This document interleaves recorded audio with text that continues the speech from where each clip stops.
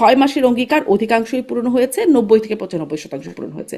Doctor Abdul Latif সাহেব, আপনার কাছ থেকে শুরু করি। এই বক্তব্য কিভাবে মূল্যায়ন করেন? অঙ্গীকার আসলে কতটা পূরণ হয়েছে আপনার ভাষ্যে?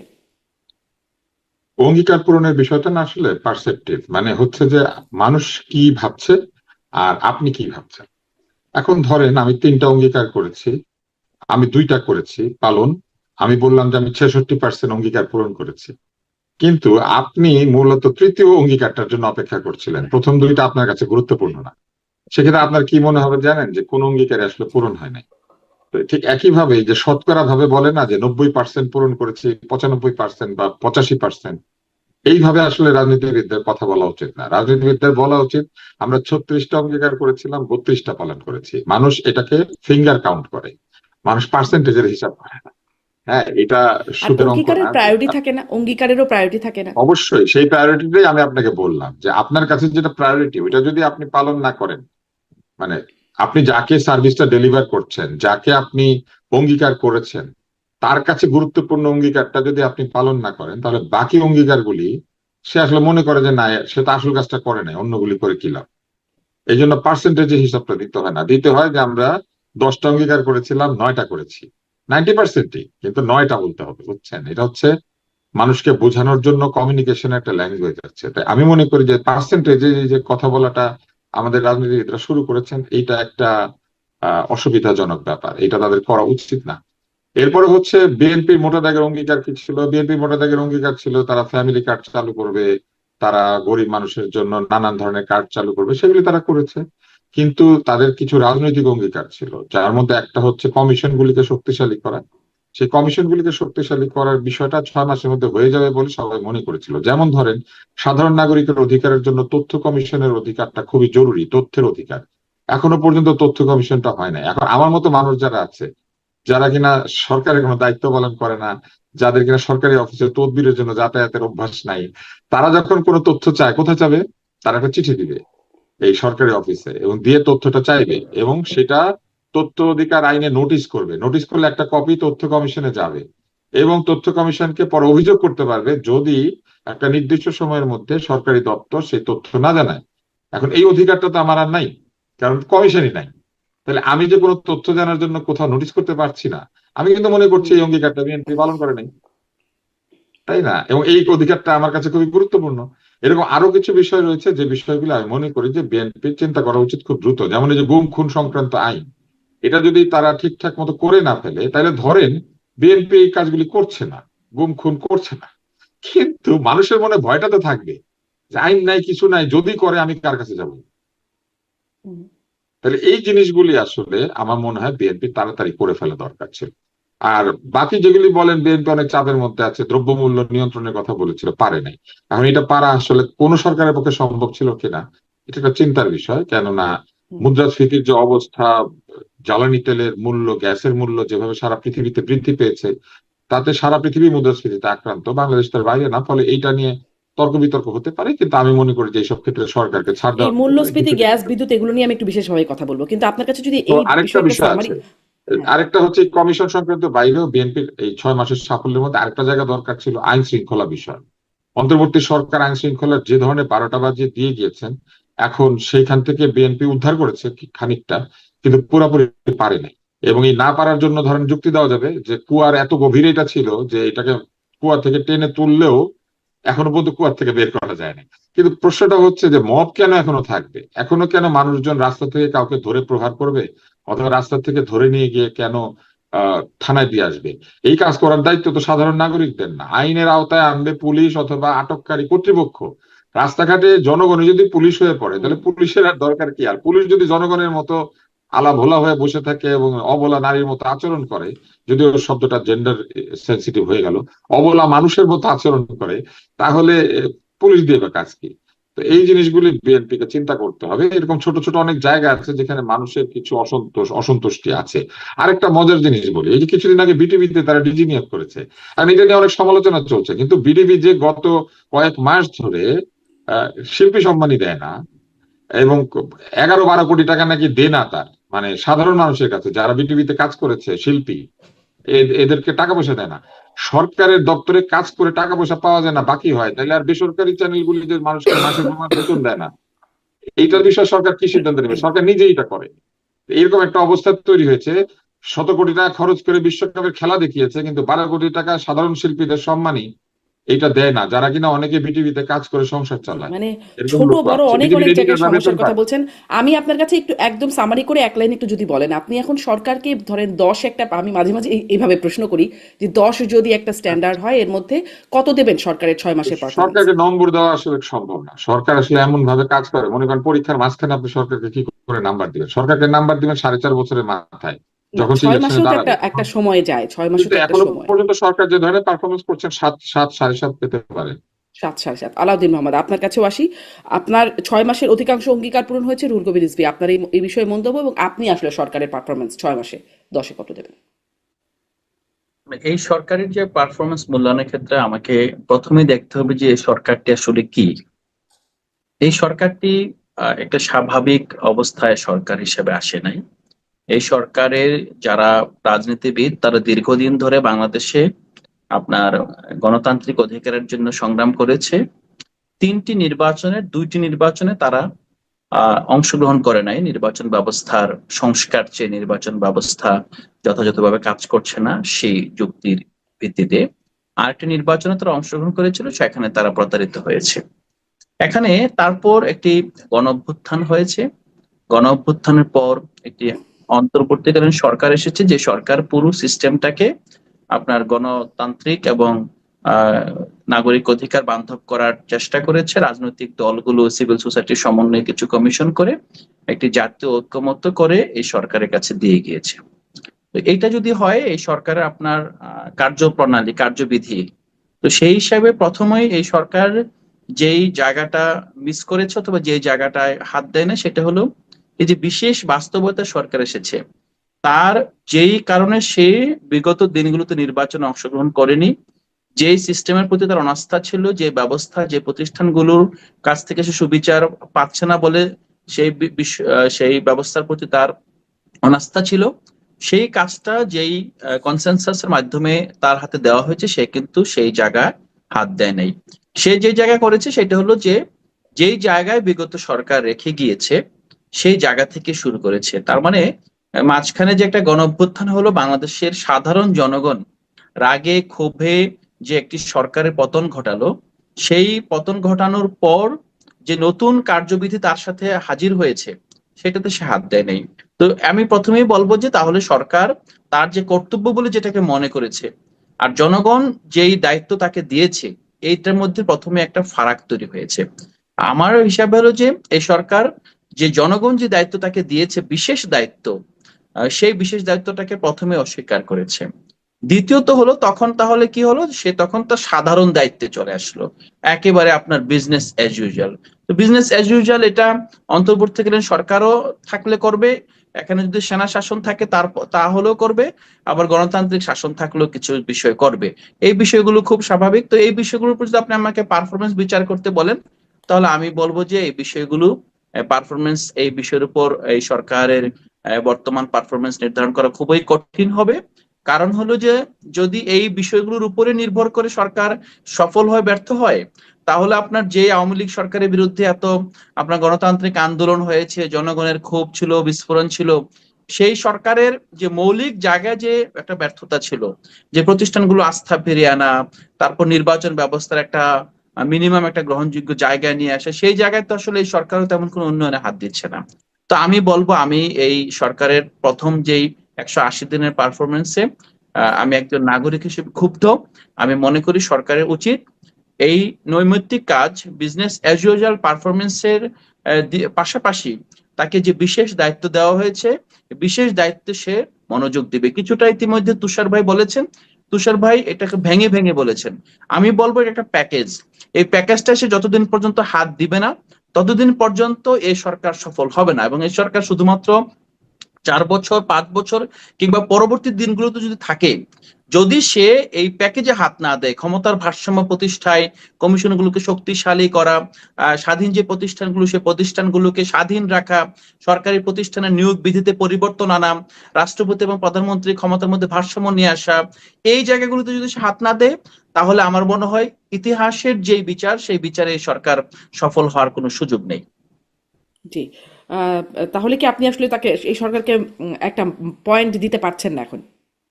না, এই সরকার তো যে প্যারামিটারে পারফর্ম করছে বলে মনে হচ্ছে, এই প্যারামিটার গুলোকে প্রথমে আমি এখানে উল্লেখযোগ্য যে প্যারামিটার সেগুলো সরকার বিবেচনায় আনছে না।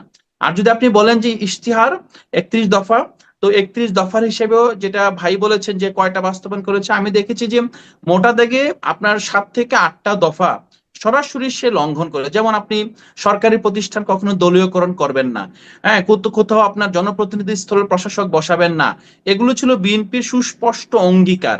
বিএনপি তো শুরুতেই, এটা তো আসলে 4 বছর সময় লাগবে না এই জিনিসটা আইডেন্টিফাই করতে। বিএনপি প্রথম যে কাজটা করেছে, প্রথমে সে অনির্বাচিত ব্যক্তিবর্গ দিয়ে এই প্রতিষ্ঠানগুলোকে দখল করেছে, এবং এখন সে ধীরে ধীরে প্রায় 350টা প্রতিষ্ঠানের প্রধান হিসেবে আইনের ফাঁকফোকরের মাধ্যমে আপনার সেই সংশ্লিষ্ট বিষয়ে অনভিজ্ঞ, কেবলমাত্র দলীয় বিবেচনায় এই প্রতিষ্ঠানগুলোর প্রধান নিয়োগ দিচ্ছে, যেটা তার ইশতিহারের সুস্পষ্ট লঙ্ঘন এবং তার অঙ্গীকারের প্রতি জি, সুস্পষ্ট আলাউদ্দিন আপনার মোহাম্মদ, সেখানে। ধন্যবাদ। আপনার এই পয়েন্টটা নিয়ে আমি একটু ডক্টর আব্দুল তুষার সাথে একটু কথা বলতে চাই, তবে আমি মূলত আসবো জনগণের যে সমস্যা, নাগরিক যে সমস্যা ইদানিং চলছে সেটা নিয়ে একটু বিশেষভাবে কথা বলতে চাইবো। কিন্তু ডক্টর আব্দুল তুষার, এই যে অঙ্গীকার লঙ্ঘনের মধ্যে দলীয়করণের যে অভিযোগটা আসছে, এই প্রসঙ্গে আসলে আপনার কি মনে হয়, সরকার কি এই প্রসঙ্গগুলো ভাবছে, মানে কানে তুলছে এই সমালোচনাগুলো, নাকি পাত্তাই দিচ্ছে না?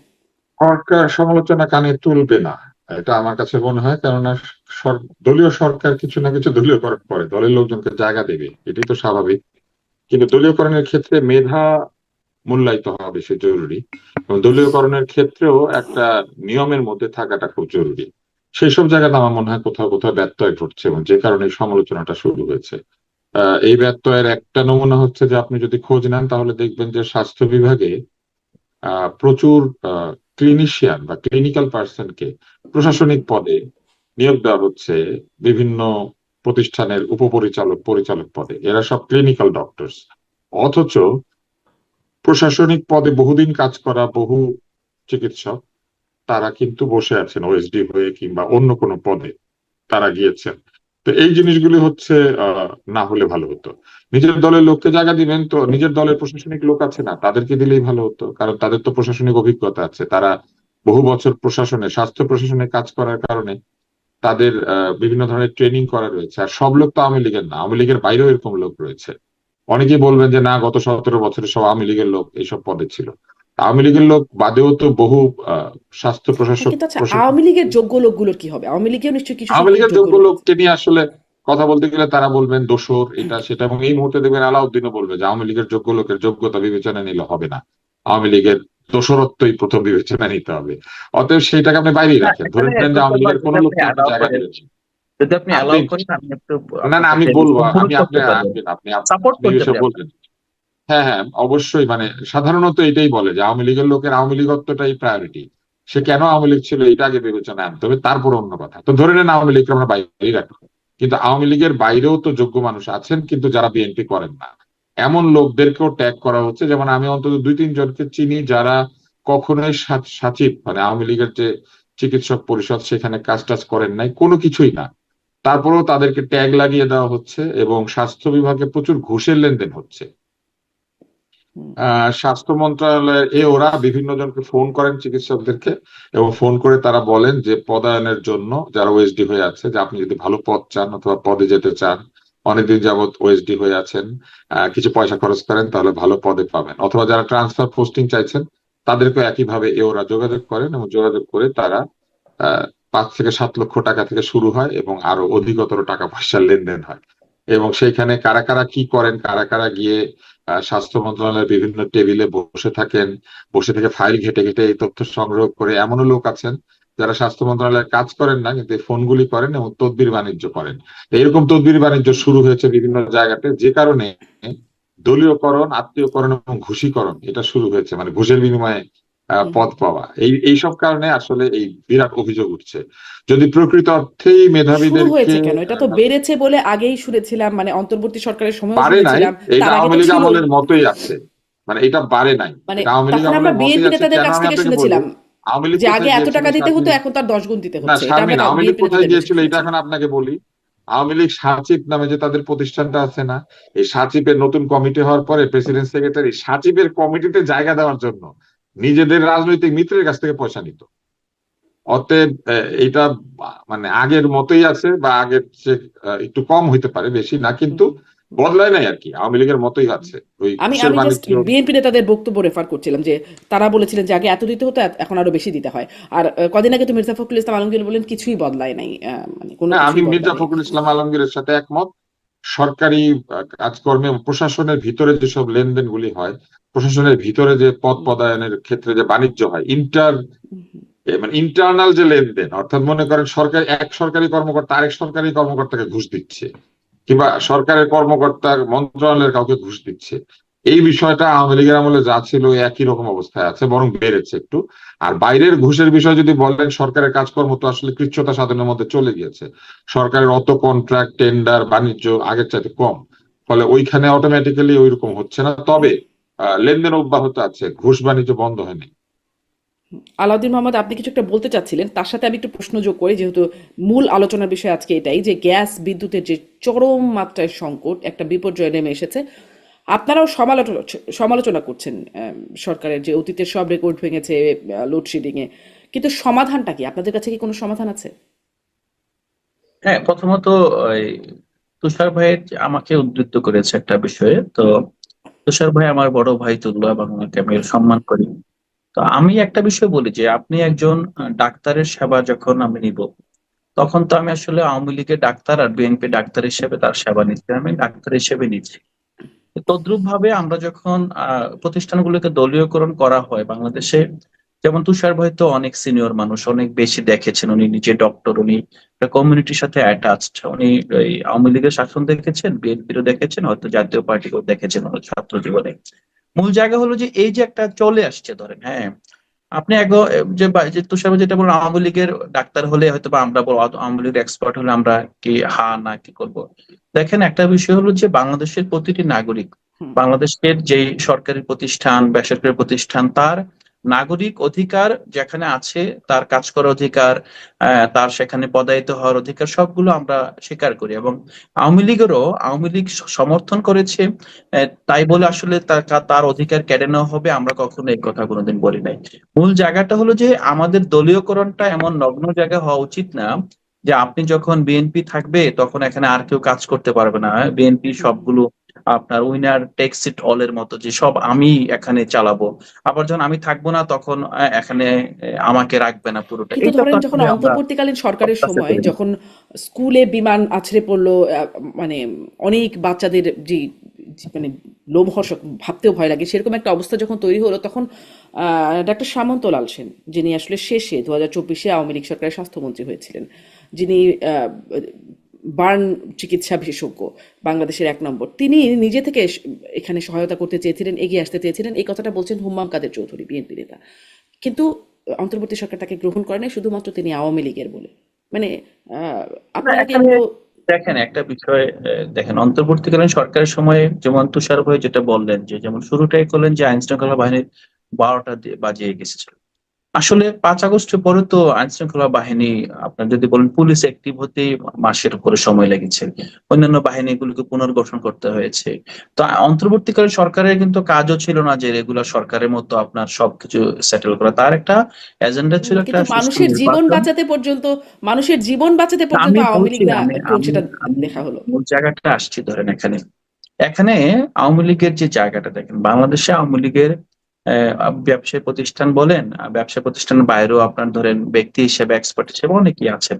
হ্যাঁ, অনেকে আছেন এবং তারা সমাজে রাষ্ট্রের অংশ হিসেবে সবগুলো সেবার পয়েন্টে যুক্ত থাকবেন। কিন্তু আপনার মাইলস্টোনের যে ঘটনা, এই ঘটনাটার সময়কাল বিবেচনা করেন, এখনো বিবেচনা করেন, আওয়ামী লীগের নেতৃত্বে বাংলাদেশে যে একটা বীভৎস হত্যাকাণ্ড হয়েছে, এই হত্যাকাণ্ডের সময় আওয়ামী লীগের যেই আপনার সমর্থক গোষ্ঠী, তাদের যে এক্সপার্ট সুশীল সমাজ, তারা কিন্তু একটা বিবৃতিও দেয় নাই, তারা কিন্তু থামাতে পারে নাই, এবং তারা কিন্তু এটা একটা কমপ্লিসিট। এটা আপনাকে আজকেও 10 বছর পরেও আমি একই কথা বলবো, এই যে একটা কমপ্লিসিট অবস্থায় আপনারা ছিলেন, এটার তো দায় তো আপনাকেও নিতে হবে। এখন আপনি যদি একটা দুর্ঘটনা অথবা একটা ন্যাশনাল ইমার্জেন্সির সুযোগে, যেটা আপনার প্রথম বন্যাতেও অনেকে আওয়ামী লীগের নেতৃত্ব আপনার এগিয়ে এসেছিলেন, এগিয়ে আসাতে আমি দোষের কিছু দেখি না, কিন্তু মূল জায়গাটা হলো যে এই মানুষটাকে ওই সময় এনে তাকে, আপনি যেটা বলছেন সামন্তলাল সেন তো তার রাজনৈতিক পরিচয়ে সে এখানে সামনে আসতেছে। এখন ব্যক্তি কি আসলে মানে এমপি হয়ে তার রাজনৈতিক পরিচয়টা কেন আসলে এত গভীরে চলে গেল, সেই জায়গাটা নিয়ে পুনর্ভাবনার কথা আমি বলছি। আর এই প্রেক্ষাপটটা আপনি যেটা বলেন, এই প্রেক্ষাপটটা বাংলাদেশে একটা অরাজনৈতিকরণ অথবা আপনার এই দলীয় পজিশনের মাধ্যমে যারা বিশেষজ্ঞ আছেন, তারপর সমাজের একটা যে সিভিল সোসাইটির বড় অংশকে যতক্ষণ পর্যন্ত আপনার পার্টিসান থেকে বের করে না আনতে পারবেন, ততক্ষণ পর্যন্ত আপনি এই যুক্তি দিতে পারবেন না যে, আমিও দিতে পারবো না যে এখন সামন্ত লাল সেন খুব সম্ভবত ত্রিপুরার কোন একটা বিশ্ববিদ্যালয়ে পড়া, মানে মেডিকেল কলেজে পড়ার সেই ভিডিও টিডিও আমরা দেখেছি।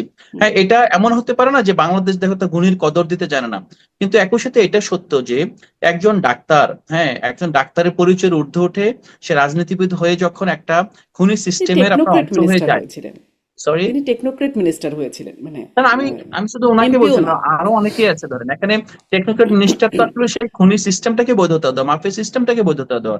আপনি কেন মিনিস্টারই হতে হবে? মিনিস্টার হয়ে আপনার কোন জায়গায় মিনিস্টার? একটা অনির্বাচিত সরকারের মিনিস্টার হচ্ছেন, যেই ক্যাবিনেটটাকে বাংলাদেশে আপনি কি এখন বলবেন যে আওয়ামী লীগের যে নির্বাচনের মাধ্যমে তারা এগুলো যে যেভাবে আপনার দেশ পরিচালনা করেছে, এটা কি আপনার কোনো বৈধ ব্যবস্থা ছিল? এটা গণতান্ত্রিক প্রতিষ্ঠানগুলো ধ্বংস করা হয়েছিল না?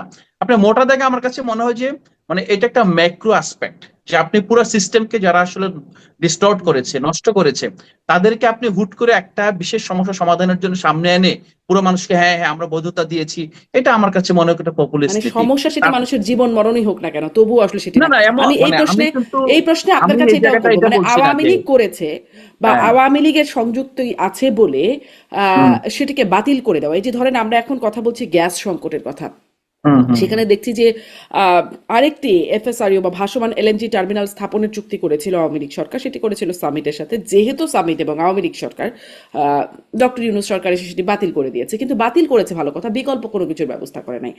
যদি করতো তাহলে হয়তো এই দুর্ঘটনার সময়ে, বিশ্লেষকরা যেটি বলছেন, আমি তাদের ভাষ্যটা বলছি শুধুমাত্র, এই দুর্ঘটনার সময় একটা কোনো উপায় থাকতো এই সমাধান, এটাকে একটা ট্যাকেল করার মতো, যেটি এখন করাও যাচ্ছে না। মানে আওয়ামী লীগ করেছে বলে প্রয়োজনীয় জিনিস সেগুলো বাতিল করতে হবে কোনো বিকল্প সমাধান না করেই, মানে সেটাও যুক্তিযুক্ত।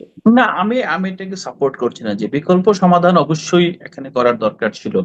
এখানে আরেকটা বিষয় হলো যে আহ, এখন যে প্রশাসন দেশ পরিচালনা করছে, যে এই এই প্রশাসন কিন্তু আওয়ামী লীগের সময় একই প্রশাসন, অন্তর্বর্তীকালীন সরকারের সময় একই প্রশাসন, বিএনপির সময় একই প্রশাসন। প্রশাসনের মধ্যে কিন্তু কোনো আপনার রদবদলও নাই। জাস্ট বড় জোর ঢাকা থেকে চিটাগং গেছে, চিটাগং থেকে আপনার হয়তো রংপুরে গিয়েছে। প্রশাসনের যে অথবা আমলাতন্ত্রের যে নেচার, সেটা তো পরিবর্তন না, হয় নাই। অনেককে চাকরিচ্যুত এখন করা হয়েছে, অনেককে চাকরিচ্যুত করা না, এটা হয়েছে, খুবই মিনিমাম। ধরেন এটা ভূতাপেক্ষ আনা হয়েছে, চাকরিচ্যুত জি। অনেককে করা হয়েছে, বিএনপি সরকার এসে যাদের 25 বছর হয়েছে তাদেরকে আপনার বাধ্যতামূলক অবসর দিয়েছে, এবং এদের মধ্যে অনেকেই আছে যারা আপনার যে 18 নির্বাচনের সময় ডিসি এবং এসপি পোস্টেড ছিল, এবং সেটার তাদের গ্রাউন্ড আছে, এবং এবং গ্রাউন্ড আছে বলে তাদেরকে কিন্তু আপনার জোর করেও পদত্যাগ করে না, তাদেরকে আপনার যে স্বেচ্ছা অবসরের সময়সীমা আসার পর তাদেরকে এখান থেকে ইস্তফা দেওয়া হয়েছে। এবং এটা রাজনৈতিক সিদ্ধান্ত, এটা আমার নিয়ম মনে হয় অনুযায়ী, হ্যাঁ। এটা নিয়ম অনুযায়ী। পাশাপাশি এখানে একটা রাজনীতি ধ্বংস করা হয়েছে, একটা সেটেলমেন্ট ধ্বংস করা হয়েছে, একটা রাষ্ট্রের যেই আপনার অর্গানোগ্রাম আছে, প্রতিষ্ঠানগুলো যেভাবে কাজ করবে, সেই ভ্যালুজ ইথোস ধ্বংস করা হয়েছে। এখন যে ধ্বংস করা হয়েছে, আপনি ধ্বংসযোগ্য অবস্থা থেকে আর একটা রাজনৈতিক কারেকশনের মধ্যে দিয়ে প্রথম আসতে হবে, তারপর আপনি যাবেন যে এটাকে বিজনেস অ্যাজ ইউজুয়াল চলতে দিবেন। এখন আমাদের প্রতিষ্ঠানগুলো বলেন, আমলাতন্ত্রের যারা শীর্ষ পদে আছেন ধরেন, তারা তো আপনার একটা সময় আওয়ামী লীগের চেয়ে বেশি পাওয়ারফুল হয়ে গিয়েছিল। বিশেষ করে 18 নির্বাচনের পরে আপনি যদি বলেন মোটা দাগে রাজনীতিবিদদের বাংলাদেশের তো আসলে কোনো ভূমিকা ছিল না, রাজনীতিবিদরা ছিল আমলাদের পাপেট, এবং সব জায়গায় এই অবস্থাটা হয়েছিল। কিন্তু আমলাদেরকে যেই সংস্কারের মাধ্যমে আপনার তাদের জবাবদিহির আওতায় না যেত, সেই সংস্কারটা তো এখানে করতে দেওয়া হয় না, এবং না দেওয়ার পিছনেও বিএনপির যে আমলাতন্ত্রের যে আপনার যিনি আছেন, যে আপনার আপনার জানেন যে সাবেক সচিব আব্দুল সাত্তার সাহেব, তার নেতৃত্বে কিন্তু আপনার জনপ্রশাসনের যেই আপনার আমলারা, তারা কিন্তু সেখানে সরকারকে আটকে দিয়েছিল, আপনারা অনেকদিন সচিব অচল করে রেখেছিল। এবং এটাও কিন্তু এমন না যে আপনার আমলাদের বাইরের ইস্যু, বিষয়টা আমলাদের ভিতরেই। আপনার একটা গ্রুপ আর একটা গ্রুপের উপর যে আধিপত্য অথবা নিয়ন্ত্রণ অথবা এই যে তাদের মধ্যে যে হায়ারার্কি, এই জায়গাটা একটা সংস্কারের আপনার দাবি ছিল আমাদের মধ্য থেকে, কিন্তু সেটাও কিন্তু প্রশাসনের আমলাদের কারণে কিন্তু সম্ভব হয় নাই। তো আমাদের মূল জায়গাটা হলো যে এখানে একটা আমরা, আপনি যেটা বলছেন নতুন গণতান্ত্রিক যাত্রার সাথে একই সাথে আপনার আগের যেটা হয়েছে সেই জায়গাটা ফুল স্টপ দিয়ে এখানে যে আগে যেটা হয়েছে দলীয়করণ হচ্ছে বলে এখনো হবে, এই জায়গাটা আসলে আমরা চাই না। আমরা চাই যে এখানে আপনার মেধার ভিত্তিতে আপনি প্রতিষ্ঠানগুলো প্রধান নিয়োগ হবে, মানে একটা মেরিটোক্রেসি এস্টাবলিশড হবে। আমরা যেটা বলি যে সিঙ্গাপুর হতে চাই, মালয়েশিয়া হতে চাই, তারা তো আসলে শুধুমাত্র পার্টিশন আমলাতন্ত্র দিয়ে পার্টিশন পিপলকে দিয়ে প্রতিষ্ঠান চালায় সফল হয় নাই। তাদের সফলতার ভিত্তি ছিল এক্সপার্টকে সঠিক জায়গায় নিয়োগ দেওয়া। আর অন্তর্বর্তীকালীন সরকারের আপনার সব সিদ্ধান্ত যে ভালো হয়েছে সেটা তো আমি বলছি না। অন্তর্বর্তীকালীন সরকার তার সীমিত সাধ্যের মধ্য দিয়ে অনেক জায়গায় চেষ্টা করেছে, অনেক জায়গায় পেরেছে, অনেক জায়গায় পারে নাই। অনেক জি। জায়গায় তাদের ভিতরে আপনার ঘাপটি মেরে থাকে, অনেকের এজেন্ডা ছিল, সেই এজেন্ডা বাস্তবায়নের চেষ্টা চলেছে। অন্তর্বর্তীকালীন সরকার যদি পুরোটা সফল হতো তাহলে তো আমরা আসলে সত্যি করতে আমাদের কষ্ট জি, অনেকটা কমে আপনার যেত, কাছে আমি একটু আমরা বিশেষ হতে করে পারে আসবো। নতুন একটা অন্তর্বর্তী সিস্টেম সরকার পেতাম। চেষ্টা করেছে জায়গায় আরেকটু কথা বলবো আপনার সাথে, তবে ডাক্তার আব্দুল লতিফ স্যারের কাছ থেকে আমি এই মন্তব্যটা নিয়ে আসি যে আমরা শুরু করছিলাম যে ঘুষ দুর্নীতি এগুলো চলছে, দলীয়করণ আছে, সবকিছু আছে, কিন্তু বন্ধ যেগুলো হয়েছে তার মধ্যে দেখছিলাম যে এই যে অন্তর্বর্তী সরকার এসে এই এলএনজি টার্মিনাল এটি যেটি নতুন ভাসমান এলএনজি টার্মিনাল স্থাপনের চুক্তি করেছিল সেটি বাতিল করে দিল। হামের টিকা আসবার যে একটা পদ্ধতি ছিল সেই পদ্ধতি থেকে সরে আসলো, যেহেতু এটা আওয়ামী লীগ করেছে। মানে আওয়ামী লীগ যেগুলো যেগুলো কাজের কাজ ছিল সেগুলো থেকে সরে আসলো, আর যেগুলো যেগুলো অকাজ দুর্নীতি বা অপকর্ম সেগুলো কন্টিনিউ করলো। ব্যাপারটা কি এরকম হচ্ছে? মানে আমি এখন এই সমস্যাগুলোর উপর একটু ভিত্তি করে আপনার কাছে জানতে চাচ্ছিলাম যে বর্তমানে যে সমস্যাগুলো। অন্তর্বর্তী সরকারের সবচেয়ে বড় দুর্বলতা ছিল তাদের কোনো রিসার্চ বা হোমওয়ার্ক ছিল না। শেখ হাসিনার পতনের পরে তারা এসে একটা ধারণার ভিত্তিতে তারা দেশ শাসন করেছেন। যে কোনোখানে টাকা পয়সা খরচ হতে দেখেছেন, শেখ হাসিনার সময় হয়েছে, তারা ধরেই নিয়েছেন সেখানে প্রচুর দুর্নীতি আছে এবং সেইভাবে তারা সিদ্ধান্ত নিয়েছেন। কিন্তু আসলে তাদের এই বিষয়ে অভিজ্ঞতা থাকলে তারা হিসাব করতে পারতেন যে কোন জায়গাতে কতটুকু দুর্নীতি আছে এবং কোন জায়গাটা চালু রাখতে হবে এবং কোন জায়গাটা বন্ধ রাখতে হবে। অন্তর্বর্তী সরকারের এই হোমওয়ার্ক না থাকার কারণে এবং মনের মধ্যে সারাক্ষণ আওয়ামী লীগ ঠেকাও, শেখ হাসিনা ঠেকাও, বা শেখ হাসিনা বা আওয়ামী লীগের বিচার করতে হবে, মাথার মধ্যে এই চিন্তা নিয়ে তারা কাজ করেছেন। দুইটা কিন্তু দুই জিনিস। এবং এই দুই জিনিসের পাশাপাশি তারা আরেকটা কাণ্ড ঘটিয়েছেন, তারা নিজেদেরকে একটা রাজনৈতিক সরকারের মতো আচরণ করিয়েছেন। তারা যে অরাজনৈতিক বা তারা যে এক ধরনের নিরপেক্ষতার মধ্যে আছেন এই জিনিসটা তারা স্বীকারও করেন নাই, তারা কাজও সেভাবে করেন নাই। না করার ফলে তারা কি করেছেন, তারা নিজেরাও নির্লজ্জ ভাবে এই লোকজনকে পদায়ন করেছেন। আমি আপনাকে বলি, ঢাকা শহরে যে তারা ইজাজ নামে একজন লোককে ঢাকা নর্থে পদায়িত করেছিলেন, মেয়র বানিয়েছিলেন, ঢাকা নর্থের কি উন্নতি করেছেন তিনি গত 18 মাসে? কিচ্ছু না, উল্টা বিভিন্ন জায়গায় জটিলতা তৈরি করে ব্যাটারি রিক্সা চালু করে দিয়ে ঢাকার বিভিন্ন ফুটপাত হকারদের দখলে দিয়ে তিনি চলে গিয়েছেন। এবং আমার বাড়ির কাছে জায়গার কথা আমি বলতে পারি, মিরপুর মাজার থেকে মিরপুর 1 নম্বরের চক্কর পর্যন্ত যে রাস্তাটি রয়েছে সেই রাস্তাটিতে 3 সারি হকার বসানো হয়েছে এবং এখন চতুর্থ সারি বসেছে আবার। মানে বিএনপি সেটা বন্ধ করে না, উল্টা বিএনপি সারি যুক্ত হয়েছে। তো এই যে অবস্থাটা তৈরি করা হয়েছে, সেখানে 100 ফিটের চেয়ে অধিকতর প্রশস্ত একটি রাস্তায় 15 ফিট জায়গা নাই গাড়ি চলার জন্য। তো এরকম একটি অবস্থা তৈরি করেছেন তারা। তো এজাজ কি করলেন আসলে? এজাজ নদী, উনি নাকি নদী বিশেষজ্ঞ, নদীরও কোনো উন্নতি তিনি করেন নাই। ওনার সময় ঢাকার আশেপাশের কোনো জলাভূমি পরিষ্কার হয়েছে এরকম কিছু নাই, উল্টা পরিবেশ মন্ত্রী, আপনাদের মনে আছে নিশ্চয়ই, বাংলাদেশে তো এক্সকাভেটরকে ভেকু বলে, লোকজন অদ্ভুত অদ্ভুত দাম দেয়। তো ভেকু নামক যে যন্ত্রটি বাঙালির আবিষ্কার করেছে, সে ভেকুর উপরে লাল গালিচা বিছিয়ে 7 জন না 8 জনকে উঠে বসে একটা জলাশয় পরিষ্কার করতে গিয়েছিলেন। এই ধরনের কাণ্ড কারখানা তারা করেছেন রাজনৈতিক সরকারের মতো, এক ধরনের জনপ্রিয়তার পেছনে ছুটেছেন। ক্রীড়ামন্ত্রী আইনমন্ত্রীকে সাথে নিয়ে ফুটবল খেলতেন। তো বাংলাদেশের ফুটবলের কি বিরাট উন্নতি ক্রীড়ামন্ত্রী ঘটিয়ে গিয়েছিলেন, এটার কোনো হিসাব নাই। উল্টা বাংলাদেশ ইন্ডিয়াতে যাতে ক্রিকেট খেলতে যাইতে না পারে সেই ব্যবস্থা করেছিলেন। এইগুলি তো তারা করতেন অন্তর্বর্তী সরকার। অন্তর্বর্তী সরকার নিজেও কিন্তু এই দলীয়করণ আত্মীয়করণের বাইরে ছিলেন না। ইউনূস সাহেব তার প্রেস উইংয়ে নিজের ভাইয়ের ছেলেকে দিলেন। ইউনূস সাহেব তার সহকারী হিসেবে নিয়োগ করলেন গ্রামীণ সেন্টার, ইউনূস সেন্টারে কাজ করেছে এরকম লোকদেরকে, যেন বাংলাদেশের সকল মেধা ওনার ইউনূস সেন্টারের মধ্যেই ছিল। ইউনূস সাহেবের সাথে যাদের পরিচয় হয়নি তারা মেধাবী না, ইংরেজি ভালো করে জানে কি জানে কিন্তু না। ডক্টর ইউনূস অল্প সময়ের জন্য আসছে, উনি ওই মেধাবীদেরকে খুঁজে বের করবেনই বা কি করে? তার কাছে যাদেরকে চেহারা দেখে চিনেছেন, আত্মীয় স্বজন আছে, তাদেরকে তিনি দিয়েছেন, এরকম একটা কথা সম্ভবত না, বলেও ছিলেন ইউনূস সাহেব কখনো। মেধা কিভাবে খুঁজে বের করবেন? মানে যদি চেনা লোককে খুঁজে বের করেন তাহলে শেখ হাসিনা তোর আত্মীয়দেরকে চিনে, তাদেরকে বসাইতো। তাইলে আর শেখ হাসিনার সাথে তার তফাৎ কি হইলো? শেখ হাসিনাও তাহলে খুঁজে বের শেখ করবে কি হাসিনার তো করে? একটা ওনার দীর্ঘ রাজনৈতিক এত বড় ব্যাকগ্রাউন্ড আছে। পরিবার, ওনার বাগেরহাট থেকে বরিশাল, বরিশাল থেকে গোপালগঞ্জ পর্যন্ত পরিবারের ঠিকানা সীমানা নাই। তো শেখ হাসিনা তার পরিবারের লোকজনকে চিনে বসাইছে, তাহলে আর শেখ হাসিনার দোষ কি হইলে বুঝছেন না? তাহলে ইউনূসের দোষ তো দিতে হবে। ইউনূস সাহেবের ওই ইউনূস সেন্টারের বাইরে সকল মেধাবীকে উনি ইউনূস সেন্টারে চাকরি দিছিলেন। ব্যাপারটা কি এরকম? ইউনূস সাহেব যাদেরকে চিনে, যাদের সাথে বিভিন্ন জায়গায় দেখা হয়েছে, যারা ওনার সোশ্যাল বিজনেসে ঢোল বাজাইছে, তাদেরকে উনি নিয়োগ দিচ্ছেন। তো এইটাই তো ছিল নতুন বন্দোবস্ত। তো ওই দলীয়করণ তো উনিও করেছেন।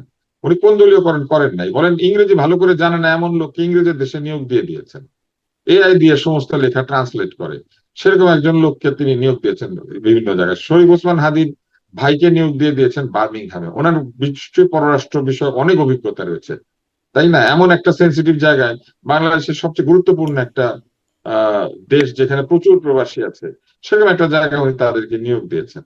তো এগুলো তো উনিও করেছেন। রাজনৈতিক নেতাদের মতো মিথ্যা মিথ্যা বক্তব্য দিয়েছেন। জাপানে নাকি 1 লক্ষ কেয়ার গিভার চলে যাবে, এরকম কথা বলেছেন। তারপরে বলেছেন লক্ষ লক্ষ দরখাস্ত করে, কি বলেন নাই, জবের বন্যা, এমুকের বন্যা, তমুকের বন্যা, প্রেসার গ্রুপ, চৌবাচ্চা থিওরি, ডাস্টবিনের মধ্যে ছবি লাগানো, কি কাজ করেন না? এগুলো কি অন্তর্বর্তী সরকারের কাজ ছিল নাকি? তো সেগুলা করেছে না।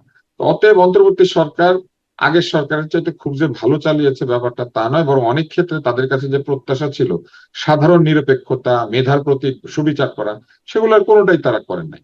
ওনারা এই যে, আমি বাংলাদেশ টেলিভিশনের প্রসঙ্গে আসেন, যাকে ডিজি নিয়োগ দিয়েছিলেন তিনি একটা অথর্ব লোক। এই অথর্ব লোক দিগন্ত টিভিতে একসময় কাজ করতেন।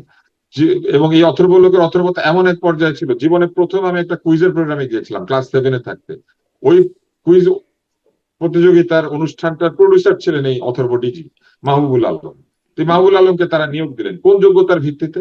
এই যোগ্যতার ভিত্তিতে আমি আপনাকে বলি, প্রথম দিন টেলিভিশনে গিয়ে আমি দেখলাম যে উনি আমাদেরকে 10টায় যেতে বলেছিলেন, ওনার অনুষ্ঠান শুরু হয়েছিল বিকাল 5টায়। না খেয়ে 3টা স্কুলের ছাত্র সারাদিন বসেছিল, কারণ ওনার ওইটুকু যোগ্যতা ছিল না বলার মতো যে তোমরা কিছু খেয়েছো নাকি খাও নাই। এই লোক প্রডিউসার অবস্থায় এত অথর্ব ছিল। সেই লোক চাকরিতে চাকরিতে একসময় টেলিভিশনে ডিডিজি হয়েছিল। এই কারণে তিনি এক পর্যায়ে দিগন্ত টিভিতে কাজ করেছেন, তারপরে একসময় তিনি আবার ডিজি হয়ে ফেরত এসেছেন। ইউনূস সাহেব তো এগুলাই করেছেন। মানে সব বর্তমান জায়গাতেই যাকে আওয়ামী ডিজি লীগ নিয়োগ তাকে করা হলো, অপছন্দ আপনি করে। একটুখানি কথা বলছিলেন তাকে যোগ্যতার ভিত্তিতে, মানে তিনি যথেষ্ট যোগ্য এই পদের জন্য। তা কাকে যোগ্যতার ভিত্তিতে ইউনূস সাহেব নিয়োগ করেছিলেন এরকম না, দু আমি চারটা নাম বর্তমানের বলেন। কথা বলছি, আমি বর্তমান সময়ের কথা বলছি, মানে বর্তমানে এইবার তো আসেন ডিজি পরিবর্তন বর্তমানের হয়নি। জায়গায় আসি। তাহলে কোনো কিছু তো বদলায় নাই, বরং বর্তমানকে আমি দোষী করতে পারি না এই জন্য যে বর্তমানের লোকজন তো তাদের দলীয় সমর্থকদেরকে বিভিন্ন জায়গায় নিয়োগ দিবে। ফলে তারা হয়তো অভিজ্ঞতা বিবেচনায় নিয়েছে, কিংবা ওই তারা কাজ তো তাদের যদি সবাই সম্পর্ক করে, তাহলে বিবেচনায় বর্তমানকে নিয়েছে। কেন দোষ দিবেন না? তাহলে কিন্তু ইউনূস সাহেবের তো এটা করার কথা ছিল না। আপনি মনে করেন যে কিনা গুইসাপ, তার চামড়ার দাম বেশি, আর যে কিনা মনে করেন কেউটে সাপ, তার বিষের দাম বেশি। এখন যে গুই সাপে এসেছে এবং বলেছে যে আমি পরিবেশ বাঁচাই, আমি গুই, আমি হচ্ছে ভালো সাপ, আমি কামড়াই না। এখন গুই যদি আচরণ করে কেউটে সাপের মতো, তাহলে তো হবে না। রাজনৈতিক দল মনে করেন কেউটে, তো কেউটে কেউটের মতো চলছে, তাতে তো কোনো অসুবিধা নেই। ওটা নিয়ে তো আমাদের মাথা ব্যথা নাই, এই অর্থে যে রাজনৈতিক দল এরকমই হয়। কিন্তু আপনি যদি মনে করেন যে যে কিনা আচ্ছা। আহ, এসে বলেছে যে আমি হচ্ছে কাঁঠাল গাছ, কিন্তু সেখানে ধরেন ধরেছে হচ্ছে তেঁতুল, তো তাহলে মুশকিল না? ইউনূস সাহেব তো জি নিজেকে কাঁঠাল গাছ দাবি করেছেন, তাই না? জাতীয়, জি, উনি আমি জাতীয়, আমি এই জাতীয় প্রশ্নটাই বীর, আমি একটু উনি আলাউদ্দিন জাতীয় মোহাম্মদকেও শুনবো। বীর, উনি নোবেল পেয়েছেন, উনি বাংলাদেশকে ঋণ দিয়ে উদ্ধার করেছেন, উনি বাংলাদেশের সবচেয়ে জনপ্রিয়, কি বলে, আন্তর্জাতিকভাবে সবচেয়ে পরিচিত ব্যক্তি। এইগুলোই তো বলে বলে ওনাকে আনা হয়েছে। তো উনি মিশা কথা বলে কেন? রাজনীতিবিদরা মিশা কথা বলবে, উনি কি মিশা কথা বলার লোক? কিন্তু ওনার তো মিশা কথা ডকুমেন্টেড। জি, আর ইউনূসের আমি সমালোচনা করলে কি হবে আলাউদ্দিন জানেন? মোহাম্মদের কাছে একটু আমি শুনি। নাকি খালি ইউনূসেরই সমালোচনা করি, কিন্তু প্রবলেমটা অন্য জায়গায়। দলীয়করণ মুক্ত করার কথা কারা বলেছিল? বৈষম্য দূর করার কথা কারা বলেছিল? হাসিনা কেন, বলেছিল। বিএনপি সরকারও তো বলেছিল, না সরকার বলে নাই, যখন আওয়ামী লীগ এইবার আসেন, ক্ষমতায় ছিল হাসিনা তখন বলেছিল? বিএনপি হাসিনা তো শক্তভাবে বলে বলতো নাই। না, দলীয়করণের আসেন বিরুদ্ধে। বিএনপি সরকার কি বলেছিল এটা পরে আসি। বিএনপি কি বলেছিল? হাসিনা বলেছিল দলীয় মুক্ত করবে, আর বিএনপি কে বলেছিল দলের লোককে নিয়োগ দেবে না, বিএনপি বলেছে যোগ্য লোককে বসাবে। আর বিএনপি কিন্তু ইজিলি বলতে হ্যাঁ, পারে স্পষ্ট শেখ তো হাসিনার মনে মতো পড়ে যে দলীয়করণের আমার দল, বিরোধিতা বলেছে, আমি শেষ প্রশাসন করি, সবখানে আমি দলীয়করণের শেষ করি বিরোধিতা। শারমিন, আমার কথা শেষ হয় নাই। বিএনপি বলতেই পারে যে আমার দল এত বড়, আমার দলে বহু যোগ্য লোক আছে এবং সেই সব যোগ্য লোককে আমি দিচ্ছি, এটাকে দলীয়করণ হিসেবে দেখলে হবে না। কিন্তু ইউনূস সাহেবের দল এত বড় নাকি যে উনি নিজের দলের লোককে খালি নিয়োগ দিয়েছে? হুম এই জন্য আমরা ইউনূসের সমালোচনা করি। ইউনূসের সমালোচনা এই জন্য করা হয় যে আপনি যদি হাসপাতালের বাইরে দালাল আপনাকে হাসপাতালে ভর্তি করায়, দালালের দোষ হয় না, ভুল চিকিৎসার জন্য ডাক্তারেরই দোষ হয়। হুম হুম। জি, মানে তাহলে কারণ আর ডাক্তার আওয়ামী লীগেরই বা পরীক্ষা এত দিতে সমালোচনা কেন? চিকিৎসা আওয়ামী করবে। লীগও তার দলের লোকজনকে দিয়েছিল নিয়োগ। আওয়ামী লীগ তো আমি একটু সমস্ত দলের লোকজনকে দিয়েছে। আলাউদ্দিন আওয়ামী মাহমুদের লীগ কাছ থেকে শুনে আবার আপনার কাছে আসছি। তাকসিম নামে একটা ইডিয়েট, একটা অপদার্থকে ওয়াসার এমডি বানিয়ে বছরের পর বছর রেখে দিয়েছিল। তাকসিমের যোগ্যতা কি ছিল? হয়তো তার দলীয় সব ভালো পরিচয় ছিল, হ্যাঁ, এটা তো ছিল ঠিক হতে আছে, পারে এখন যোগ্যতা। নতুন তো তাকসিমরা এসে বসছে। সেটাই যদি আওয়ামী যোগ্যতা লীগ আর অন্তর্বর্তী আপনি সরকার তুলনা বিএনপি করেন সরকার যদি, আপনি সবসময় যদি হয়। তুলনা করেন, আওয়ামী লীগ আর বিএনপি একই ধরনের রাজনৈতিক দল, বুর্জোয়া রাজনৈতিক দল, তাদের দলে প্রচুর লোক আছে, দলকে দেখতে হয়। কিন্তু ইউনূসের কাকে দেখতে হয়েছিল, এটাই তো আমাদের প্রশ্ন। ইউনূস যদি আজকে পরিবর্তনের সূচনা করে দিয়ে যাইতেন, তাহলে বিএনপি এখান থেকে সরতে পারতো না, কিন্তু ইউনূস সাহেব করেন নাই। জি, একদম স্পষ্ট। আপনার শেষ বার্তাটিতে একদম মনে হয় স্পষ্ট হয়েছে। আলাউদ্দিন মোহাম্মদ, আপনার কাছেও একটু, আপনি নিশ্চয়ই প্রসঙ্গ ধরে কিছু বলবেন, তবে আমার প্রশ্নটা কিন্তু ওইখানেই যে আহ, আওয়ামী লীগ সরকারের অনেক অপকর্ম আছে, সেগুলোর কন্টিনিউশন হচ্ছে, যা ছিল তাই আছে। ঘুষ দুর্নীতি নিয়ে কথা বলছিলাম শুরুতে, বা দলীয়করণ নিয়ে কথা বলছিলাম, সেগুলো তো এখন আলোচনায় আসছে, ওরকমই আছে। কিন্তু যেই জিনিসগুলো একটু কাজে লাগতে পারতো, এই যে ধরেন এফএসআরইউ নিয়োগের জন্য যে চুক্তি হয়েছিল তার, সেটি বাতিল করা হলো। হামে এখনো পর্যন্ত হামের মৃত্যু থামানো যাচ্ছে না। হামের যে একটা প্রতিষ্ঠিত পদ্ধতি ছিল সেখান থেকে বেরিয়ে গেল ইউনূস সরকার। মানে আওয়ামী লীগের যে ভালো কাজ ছিল, এমনকি আমরা পদ্মা সেতুর সমালোচনা করতে দেখেছি সেই সময়। মানে এগুলো, এটা আসলে কেমন হলো, কেমন ধরনের কাজ এখন করেছে? প্রথমত আমরা যখন ইউনূস সাহেবকে সমালোচনা করব, তো ইউনূস সাহেবকে কিন্তু কোনো উনি ম্যানিফেস্টো দিয়ে বাংলাদেশে ক্ষমতায় আসছে এরকম না। বাংলাদেশের রাজনৈতিক সেটেলমেন্ট ফেল করেছে, গণঅভ্যুত্থান আমাকে এখানে ঘটেছে। একটু পরে বলতে দিন। তারপর আচ্ছা। গণঅভ্যুত্থানের পরে আপনার এখানে ইউনূস সাহেবকে তারা অপেক্ষাকৃত যোগ্য মনে করেছে এবং তাকে এসে নিয়োগ দিয়েছে যে হুম। আপনি এই অবস্থায় আমাদের হাল ধরেন। এবং আপনি নিশ্চয়ই মনে আছে ইউনূস সাহেবকে 2 দিন সময় লেগেছে তারকে রাজি করানোর ক্ষেত্রে, এবং তিনি কিন্তু অনিচ্ছা সত্ত্বেও এখানে এসেছেন। কারণ 2007 সালে উনি একবার রাজনৈতিক দল খোলার চেষ্টা করে উনি সেখান থেকে একবারে রাজনীতি এবং বাংলাদেশের স্টেটের কোনো দায়িত্ব থেকে চিরতরে নিজেকে দূরে সরিয়ে ফেলেছিলেন। হুম। ওনাকে কিন্তু অনেক বলে কয়ে এখানে আনা হয়েছে। আর যেই সময়টা আনা হয়েছে, এটা যদি তুষার ভাই যদি একদম ঠান্ডা মাথায় দেখেন, আসলে ওই সময়টা আবার রিভিজিট করেন, ওই সময়টা খুব স্বাভাবিক সময় ছিল না। হ্যাঁ। 2 নাম্বার হলো যে ইনু সাহেব আপনার এই দায়িত্ব গ্রহণের পর প্রতিদিন আপনার যমুনার সামনে, তারপর শহরের গাজীপুরে, তারপর চিটাগংয়ে, সারা দেশে আন্দোলন, একের পর এক আন্দোলন। তারপরে কোনো আইজিপি নাই, পুলিশ নাই। তারপর পুলিশের আইজিপি বর্তায় একজন, তাদের বিএনপি পন্থী আবার জামাত পন্থীকে সেখানে সরাই দেয়, আবার এখানে তাদের মধ্যে, এগুলো তো আপনাদের আমাদের জানা। তারপর এখানে আপনার সালাউদ্দিন সাহেব গিয়ে সেরা চট্টগ্রামে কাকে আপনার পদায়ন করেছে, কাজ করতে দিবে না, হুমকি দিয়েছে সরাসরি। তারপর এখানে সরকারকে সরাসরি জিম্মি করেছে। আবার আপনারা মনে আছে কিনা যে সচিবালয়ে চেয়ারের উপর রুমের ভিতরে ভিড়ভাট্টা করে মব সৃষ্টি করে আপনার বিএনপি এবং জামাত ডিসি নিয়োগ করেছে, ভাগাভাগি করে নিয়েছে। এইটার জন্য তো ইউনূস সরকারের দায় ছিল না, আবার ছাত্রদেরও দায় ছিল না। প্রশাসনের ভিতরে তারা নিজেরাই আপনার সেখানে একদম করে সাইন করে সেখানে নিয়োগ নিজেরা ঠিক করে নিয়েছে। আমার যে জায়গাটা হলো যে হ্যাঁ, ইউনূস সাহেব অনেক ভুল করেছে না তা না, কিন্তু মূল জায়গাটা হলো যে আমরা ওনাকে যেই জায়গায় বারবার কাট করে দাঁড় করাই, ওনার জায়গাটা ছিল যে এখানে আওয়ামী লীগের বিরুদ্ধে একটা গণ অভ্যুত্থান ঘটেছে। আওয়ামী লীগ এখানে এখানকার মানুষকে খুন করে এখান থেকে টিকতে না পেরে পালিয়ে গেছে। যাওয়ার পর সে যে অসম চুক্তিগুলো করে গেছে, অসম যে অনেকগুলো আপনার কন্ট্রাক্ট অথবা অনেকগুলো জায়গায় দেশকে রেখে গিয়েছে, এর মধ্যে আর একটা বড় জায়গা ছিল একদম সুস্পষ্ট ভাবে আপনার ভারতের উপর অতি নির্ভরশীলতা ছিল। হ্যাঁ, আর যে সামিটের কথা বললেন, সামিটের যে আজিজ সাহেব বাংলাদেশ থেকে সম্পদ অর্জন করে সিঙ্গাপুরে কোনো ব্যবসা বাণিজ্য না থাকা সত্ত্বেও সিঙ্গাপুরের উনি একজন বিলিয়নিয়ার এবং বাংলাদেশের প্রথম ডলার বিলিয়নিয়ার হয়ে গেছেন আজিজ খান সাহেব ফরবেসের হিসাব অনুযায়ী। তো এই যে একটা বিষয়, এগুলো তো খুবই স্পষ্ট। বাংলাদেশের যে লুটেরা, এই লুটেরারা এখানে বিভিন্ন ভাবে সিস্টেমকে কবজা করেছে। এখন ওই জায়গায় ইউনূসের জায়গায় অন্য কেউ হলো একই কাজই করতো, যে এটাকে কোনোভাবে আবার বাকি এটা খান থেকে লুটেরা সঠিক দূর ধারা করা গেল ফেরা না, যায় বরঞ্চ কিনা। লুটেরা বাড়তে থাকলো। কিন্তু যেটা একটু কাজে আসতে না, পারতো সেটা বাড়তে বাদ করা আরেকটা হলো। বিষয়, না না, আপনি শুনে আমি একটা দুইটা জায়গায় বলছি না, আপনার হামের টিকা নিয়ে যেটা বলেছেন আমি বলবো না। এখানে হামের টিকা নিয়ে ইতিমধ্যে তদন্ত হয়েছে। এখানে সরাসরি স্বরাষ্ট্র যেহেতু উপদেষ্টারও কোনো স্বাস্থ্য উপদেষ্টারও কোনো গাফিলতি পাওয়া যায় না, সেটা পাওয়া গিয়েছে সংশ্লিষ্ট বিভাগগুলোর যে পারচেজ, পাশাপাশি যে হামের টিকা যারা দিত সেই জায়গায় তাদের যে এখন অনশন ছিল, তাদের চাকরি নিয়ে নবায়ন করা নিয়ে, সেগুলো নিয়ে একটা ইস্যু ঘটেছে। আর একটা বিষয় আছে, ধরেন এখানে আমরা যেভাবে হামের টিকা কিনতাম সেখানে প্রায় আপনার 900 কোটি টাকার মতো আমাদের এক্সট্রা খরচ হতো। আহ, আমি সরাসরি হিসাবটা বলতে পারছি না, যেটা আমি কোট হবে। তো এখানে একটা সরকার দেখেছে যে শুধু ওপেন মার্কেট থেকে কিনে, হ্যাঁ, তখন হয়তোবা তার এখানে সাশ্রয় হবে, দেশীয় সম্পদের সাশ্রয় হবে। পাশাপাশি যেটা সিরাম ইনস্টিটিউট থেকে ভারত থেকে কেনা হতো, সরকার চেয়েছে এটা গ্লোবাল মার্কেট থেকে কেনা। মানে এখানে মূল জায়গাটা কি, স্ট্র্যাটেজিক ডিপেন্ডেন্সি আপনার ভারতের উপর অপেক্ষাকৃত কমিয়ে আনা। এখন এই জায়গার ক্ষেত্রে তো শুধুমাত্র সরকারের একার প্রচেষ্টাই আসলে যথেষ্ট ছিল না, সেখানে পুরো সিস্টেমকে একযোগে কাজ করতে হয়, সেটা হয় নাই। এবং আপনি যদি বলেন যে জ্বালানির ক্ষেত্র, সেখানে হয় নাই, অনেকগুলো জায়গায় হয় নাই। কেন হয় নাই? কারণ বিএনপি ইতিমধ্যেই রাষ্ট্রে একটা বড় অংশ দখলে নিয়েছে, জামাত দখলে নিয়েছে, অন্তর্বর্তীকালীন সরকার একটা বড় অংশ পাপেট সরকার হিসেবে টিকেছিল। এবং সে আপনার যে বলে ক্ষমতাহীন দায়িত্ব নিয়ে সে সর্বোচ্চ চেষ্টা করেছে। এবং আপনারা জানেন যে অধ্যাপক ইউনূস কিন্তু 2বার দায়িত্ব ছেড়ে দেওয়ার জন্য একদম গো ধরেছিল, দায়িত্ব থাকবেন না। পরবর্তীতে আবার, কারণ হলো যে এমন একটা অবস্থায় উনি জিম্মি দশায় চলে গেছেন যে উনি যে একটা নির্বাচন দিয়ে এক্সিট করবেন, সেই জায়গাটাই এখানে আপনার ওনার কাছে অস্পষ্ট মনে হচ্ছিল।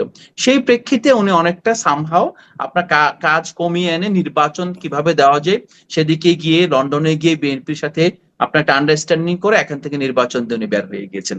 এখন আমরা যদি অন্তর্বর্তীকালীন সরকারকে যত বেশি আপনার নাস্তানাবুদ করি, আমাদের কিন্তু যে বলেন যে আকাশের দিকে আপনার ময়লা ফেলে নিজের ঘাড়ে আসে। আমি রাজনীতি করি, মানে এখন আমি বলবো যে এখানে মূল ফেলিওরটা তো রাজনীতিবিদদের। অন্তর্বর্তীকালীন সরকারের জায়গায় কেন আসলে জাতীয় সরকার হলো না? কেন এখানে বিএনপি খোলামেলা ভাবে, জামাত খোলামেলা ভাবে, অন্যান্য দল খোলামেলা ভাবে সরকারে জয়েন করলো না? না করে সরকারটাকে দুর্বল রেখে অন্তরালে কেউ প্রশাসন দখল করেছে, কেউ এই বিশ্ববিদ্যালয়ের পজিশন দখল করেছে। এটার মাধ্যমে যেটা হয়েছে, মূলত রাজনীতিবিদরা তাদের স্বার্থের কাছে বাংলাদেশের জনগণের যে আকাঙ্ক্ষা ছিল, যে একটা পরিবর্তন আকাঙ্ক্ষা, সেই আকাঙ্ক্ষাটাই এখানে সঁপে দিয়েছে। আর অন্তর্বর্তীকালীন সরকারের হ্যাঁ দুর্বলতা ছিল, মানবীয় দুর্বলতা ছিল। এখানে তাদের যে সহযোগিতা পাওয়ার কথা ছিল সেই সহযোগিতা পায় নাই। পাশাপাশি ধরেন আমরা যারা আপনার গণঅভ্যুত্থানের ছাত্র নেতৃত্বের সাথে এখন রাজনীতি করছি, আমরাও ফিল করি, হ্যাঁ, যদি আপনার অন্তর্বর্তীকালীন সরকার সফল হতো এবং তাদের যে মানবীয় দুর্বলতা অতিক্রম করতে পারতো, হয়তোবা আমরা আসলে আরো অনেকগুলো জায়গায় ইভেন আমরাও নিজেরাও বেনিফিটেড হতাম, মানে বৈধভাবে বেনিফিটেড হতাম, যদি প্রতিষ্ঠানগুলোকে লেভেল প্লেইং ফিল্ডের জায়গায় নিয়ে এসে যেতে পারতো। নির্বাচন থেকে যদি দুর্বৃত্তপনা, কালো টাকার আপনার এবং মাসলের যে শক্তির জায়গা থেকে বের করে নিয়ে আসতে পারতো, তাহলে কিন্তু আমরা সবচেয়ে বেশি উপকৃত হতাম। এই মানে সমালোচনাটা আমরা রাখি, কিন্তু এই এটার সমালোচনা মাধ্যমে থেকেই আমি যে আপনাকে বর্তমান মানে সমালোচনা থেকেই যে আপনাকে জায়গাটা জিজ্ঞাসা হয়েছে, করি। যেমন জি, অবলীলায় যেটা নূর ভাই বলে ফেলছেন, তুষার ভাই বলে ফেলছেন যে হ্যাঁ কি সমস্যা, অনেক সমস্যা, কারণ মানুষ তো পরিবর্তন চেয়েছিল। হ্যাঁ, এখন অন্তর্বর্তী সরকার, আমি বলি অন্তর্বর্তী সরকার আমি সরকারই মনে করি না, এইটা একটা আপনার 10, 15, 17 জন উপদেষ্টার এটা একটা টিম। এই টিমটার কাজ হলো একটা সরকার এখানে পতন ঘটেছে, আর একটা সরকার আসার পথের জন্য একটা নির্বাচন করে দিয়ে যাওয়া। কারণ এইটার ভিতরে কিন্তু তা আপনি তো এত মনে কাজ হচ্ছিল না, দিয়েছেন, বিচার সংস্কার এগুলো তো ছিল প্রায়োরিটি, আর নির্বাচন বিচার তো প্রায়োরিটি সংস্কারের ছিলই। নির্বাচন আপনি এটা শুরু করতে হবে না? আপনি জাস্টিসের জায়গাটা শুরু করতে হবে না? সংস্কারের যে ঐকমত্য জায়গা, আপনার কি মনে হয় যে বাংলাদেশে এই প্রথমবারের মতো রাজনৈতিক দলগুলো মিলে যে অনেকগুলো কমিশন গুলোকে একসাথে করে আপনার একটা কনসেনসাস আসলো, এটাও তো একটা বড় অর্জন। এটা যদি আমরা বাস্তবায়ন করতে পারি, এটা তো আপনি কখনো এটা খাটো করে দেখতে পারবেন না। এটা সব রাজনৈতিক দলের জন্য, জনগণের জন্য তো একটা অর্জন। কিন্তু আমরা সেই জায়গায় যাচ্ছি না, আমরা কিন্তু বারবার পিছন ফিরে যাচ্ছি। ও এটা করে নাই, ও এটা করে নাই, সো মানে সেই এখন ও দলীয় কনসেনসাসে অনেক গুজব, উল্টাপাল্টা এখন হয়েছে, অনেকের প্রতারণা ছিল। অন্তর্বর্তী সরকারের প্রতারণা ছিল একদল দাবি করে, একদল বলছে বিএনপির না, প্রতারণা। মানে অন্তর্বর্তীকালীন সরকার, আমি একটা বিষয় বলি, অন্তর্বর্তীকালীন সরকারটা মূলত এটা একটা প্যাসিভ সরকার, এটা অ্যাক্টিভ সরকার না। কারণ এই সরকারে কেউ অ্যাসার্ট করে ম্যানিফেস্টো দিয়ে দায়িত্ব নিতে আসে নাই। একটা এমন অবস্থা ছিল, এই সরকারের রাজনীতিবিদরা ব্যর্থ হয়েছে, পলিটিশিয়ান ব্যর্থ হয়েছে, সিস্টেমে সবাই ব্যর্থ হয়েছে, তাদেরকে হাতে পায়ে ধরে এনে ভাই এখন আমাদেরকে একটা গণতান্ত্রিক ট্রানজিশন রাস্তা দেখাই দাও। আমি একটু সিম্পলি ওইভাবেই দেখি। এই জন্য আমি বিএনপি বলেন আর আওয়ামী লীগ বলেন, তাদের কারোর সাথে অন্তর্বর্তী অবস্থাকে দেখবো না। এটা দুই সরকারের মাঝামাঝি সময়, আপনি ওর কাছে এত কিছু কেন চাচ্ছেন? ও কেন মনে হচ্ছে মাইক্রো এটাই তো ম্যানেজমেন্টের প্রশ্নটা ছিল, ওই পারফর্ম সময় এই করবে? প্রশ্নটাই করা হতো যে এত কিছু কেন চাওয়া হচ্ছে ওই সরকারের কাছে, 3 মাস থেকে 6 মাসের মধ্যে নির্বাচন দিবে, তারপর তারা চলে তিন যাবে, মা- তাছাড়া তারা এটা কি ওই অনেক কিছু অবস্থা শুরু ছিল? করবে। আপনার কি মনে হয় যে 3 মাসের মধ্যে নির্বাচন হলে ইভেন বিএনপি বলেন আর জামাতে বলেন এই সরকার সাস্টেন করতো? আপনার নির্বাচন হওয়ার আগে তো প্রতিষ্ঠানগুলো মিনিমাম আপনার যে কোন কোন জায়গায় সংস্কার লাগবে এই জায়গা তো ঠিক করার দরকার ছিল। আপনার নির্বাচন হতে পারতো 3 মাস, যদি সবাই মিলে জাতীয় সরকার ঠিক করতো করা হয়ে তখন গেছে, 3 মাস মানে সেটা নির্বাচন ঠিক হতে পারতো। হয়েছে, ঠিক করা দরকার ছিল, ঠিক হয়েছে সেটা। আপনার একটা রাস্তা তো তৈরি হয়েছে, আপনি এখন যারা দায়িত্ব আছে তাদের হাতে তো অনেকগুলো, আপনি যেমন সংস্কার পরিষদের যে দাবিটা, এই দাবি গণভোটের দাবি, এই জায়গা থেকে আমরা কেন সরে আসছি, এগুলো তো হয়েছে, জনগণ তো রায় দিয়েছে। আপনি এই বাস্তবায়ন তো শুধুমাত্র কোনো দলীয় সরকারের জন্য না, এগুলো তারপর কি বাংলাদেশের হলো, মানে আপামর কি জনগণের তো হয়েছে, দাবি এগুলো। আপনি যোগফলটা কি দেখেন, মানে সে সমাধানে সে রেজাল্টটা কি দেখছেন? রেজাল্ট খুবই পজিটিভ। পজিটিভ এই জায়গায়, বিএনপি ধরেন যদি ফেলও করে, বিএনপি ধরেন এগুলো করলো না, ভালো কথা করলো না, বাট বিএনপি যে করলো না, বিএনপি যে আপনার এই সংস্কারের যে আপনার কনসেনসাস ছিল সেটা বাস্তবায়ন করলো না, সেই যে চার্টারে সাইন করছে সেটা করলো না, ম্যানিফেস্টোতে সাইন করছে সেটা করলো না, এগুলো তো আগামী দিন জনগণের জন্য জমা থাকবে। এটা তো এত সহজ না আসলে, মানে আসলে একটা ধারা ছিল, যেমন শেখ হাসিনা একটা ধারা ছিল, জি। সেটা একটা ভিন্ন ধারা। গণ অভ্যুত্থানের পরের ধারাটা কিন্তু আর আগের মতো হবে না, এটা কিন্তু সবাই কম বেশ বুঝতেও পারতেছে। তো এই প্রেক্ষিতে আমি মনে করি যে কোনো কিছু শেষ হয়ে যায় নাই, বরং সরকার যে এই দাবি থেকে সরে আসছে, দূরে আসছে, এটাও ইন্ডিকেটর যে বুঝতে তো পারতেছে যে সরকার দূরে চলে আসছে। সো সরকারের প্রতি ওই চাপটাও কিন্তু অব্যাহত আছে, থাকবে। কিন্তু এবং একটা খুব মানে at the end সাধারণ কিন্তু মানুষের মতো জনগণ বোকার মতো বেরিয়ে একটা আসবে। প্রশ্ন, একটা বোকার মতো প্রশ্ন করে তারপর আমি ডাক্তার আব্দুল উদ্দুসের কাছে যাব, যে মানে ধরেন মানুষের যখন গ্যাস নাই, বিদ্যুৎ নাই, চাকরি নাই, ছাঁটাই হচ্ছে, বাজারে দ্রব্যমূল্য এত বেশি, তখন আসলে চার্টারে কি ছিল সেটাও মানুষের মনেও নাই, সেই চার্টারে সাইন করে নাই, এই জন্য আসলে সেটার জন্য মানুষের রিয়াকশনটা কতটুকুই বা হবে, বা সেটা নিয়ে মানুষ কতটুকু বসে থাকবে। একটু আমি ডাক্তার আব্দুল উদ্দুসের কাছে এই প্রশ্ন সহ আগের বিষয়ের মূল্যায়নটা যদি শুনি। ডাক্তার আব্দুল উদ্দুস। কিছু কিছু বিষয় আছে বুঝলেন, এই উত্তর দীর্ঘ হইলে পরে আর এগুলো নিয়ে কথা বলতে ভালো লাগে না, বিরক্ত লাগে। এখন আমার বিরক্ত লাগছে। তর্কের একটা জায়গা ফিক্স করতে হবে, এটাকে বলে তর্কের প্রেমিস ফিক্স করা। বহু বছর ধরে তর্ক করি, তো এই কুতর্ক, বাজে তর্ক, আবল তাবল যুক্তি, এগুলো ভালো লাগে না। ইনুস সরকারের নাকি কোনো প্রতিশ্রুতি ছিল না, ইনুস সরকার আবার একই সাথে বলে আমি বিপ্লবের সরকার। তাহলে বিপ্লবীদের যেটা প্রতিশ্রুতি সেটাই ইনুস সরকারের প্রতিশ্রুতি। ইনুস সরকারের প্রেস সচিব এসে বলতো যে ওনাদের সব ম্যান্ডেট আছে। তো যাদের সব ম্যান্ডেট আছে তাহলে তাদের সব কাজ করার অধিকারও আছে, তারা সব কাজে হাতও দিয়েছিলেন। তাহলে কোনটা কোনটা পারেন নাই সেটা সমালোচনা হবে না? হবে। এখন যখনই ইউনূস সরকারের সমালোচনা করা হয় তখন কি বলে জানেন? না, আমাদের এই সরকার তো আসলে শুধুমাত্র নির্বাচন আর বিচার আর সংস্কার করে দিয়ে যাওয়ার কথা ছিল। তাহলে নির্বাচন আর বিচার আর সংস্কার করতে এসে ওনারা চুক্তি সই করলো কেন? ওনারা আমেরিকার সাথে চুক্তি সই করলো কেন? সেই চুক্তি কেন ইলেকশনের 3 দিন আগে? ওনারা কেন বেশি দামে এলএনজি কেনার চুক্তি করে? ওনারা কেন 15টা বোয়িং কেনার চুক্তি করে? তখন ওনাদের খেয়াল থাকে না যে ওনাদের কাজ ছিল শুধুমাত্র নির্বাচন, বিচার আর সংস্কার করা? ওনাদের কেনাকাটা করার কাজ না। খুব অবলীলায় আলাউদ্দিন বলে দিল বাংলাদেশ নাকি সিরাম ইনস্টিটিউট থেকে টিকা কিনতো। এটা একটা ডাহা মিথ্যা। আলাউদ্দিন হয়তো জানে না, কিন্তু এই জিনিসটা প্রচলন করা হয়েছে। সে কোথাও এই মিথ্যাটা শুনেছে বলে আমার ধারণা, সেইখান থেকে সে বলেছে। বাংলাদেশকে টিকা দিত গ্যাভি, এবং গ্যাভি হচ্ছে একটা অ্যালায়েন্স, যে অ্যালায়েন্সটা আন্তর্জাতিক একটা অ্যালায়েন্স, তারা এই টিকাটা কিনে দিত। এবং কিনে দিত কেন, কার মাধ্যমে কিনতো? ইউনিসেফ এটা গ্যাভির মাধ্যমে সংগ্রহ করতো, এবং ইউনিসেফে কেনাকাটাটা করতো। তো এই টিকার বিষয়ে যে জটিলতা করেছেন এগুলো সব ওখানে লেখা আছে, এগুলো নিয়ে বারবার একই কথা বলতে ভালো লাগে না। এগুলো অহেতুক, মানে ইউনূস অন্যায় করবে, আবার ইউনূসের সে অন্যায় আমাদেরকে মানতে হবে। আর ইউনূস সাহেব হলো ফেরেশতা, ওনার বিরুদ্ধে কোনো সমালোচনা করা যাবে না, তাই না? উনি মাঝখানে এসেছিলেন, উনি হ্যান ছিলেন, উনি ত্যান ছিলেন। উনি যে বিদেশ থেকে লোকগুলোকে নিয়ে আসছিলেন, ওগুলো কেউ এখন বাংলাদেশে থাকে না কেন?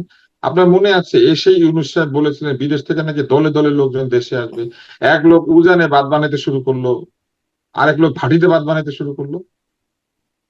আমরা কি ভুলে যাই নাকি? নাকি আমাদের ভিটামিন ডি অভাব, নাকি ভিটামিন এ এর অভাব, না কিসের অভাব, নাকি আমাদের মস্তিষ্কে ক্ষয় হয় যে এত দ্রুত স্মৃতিশক্তি ভুলে যায়? আমরা কি ভুলে গিয়েছি বড় বড় স্ট্যাটাস লিখতে বড় বড় ইনফ্লুয়েন্সাররা যে বিদেশ থেকে নাকি প্লেনে করে খালি গুগল, ইন্টেল, অ্যামাজন সব জায়গা থেকে নাকি লোকজন চাকরি ছেড়ে দিয়ে বাংলাদেশে চলে আসছে? 2-5টা যেগুলাকে ইউনিসেফ ধার করে ভাড়া করে এনেছিলেন সবগুলা ইলেকশন হওয়ার আগেই পালিয়েছে, চলে গিয়েছে এখান থেকে। হাসিনা একা পালিয়েছে। এমনকি ইউনুসের বিভিন্ন উপদেষ্টা বন্ধু অস্ট্রেলিয়ার রাস্তায় হাঁটাহাঁটি করে, এখন ইংল্যান্ডের রাস্তায় হাঁটাহাঁটি করে, বাংলাদেশে থাকে না।